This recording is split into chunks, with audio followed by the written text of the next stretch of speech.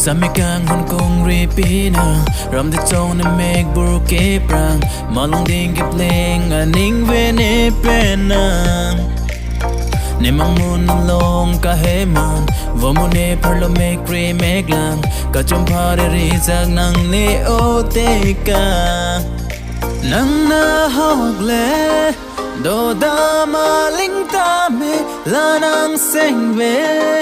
kirla dun de ri de clear da pa tu ke mem nang cheng la te la nang pen ne se pa di nang chi a por ke le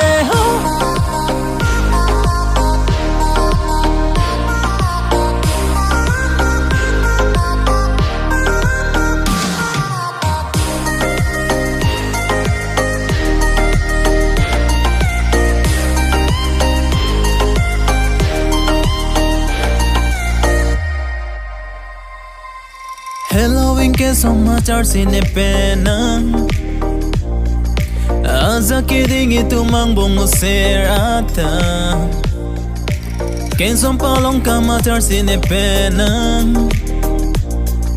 aza kidding itu mang bongo serata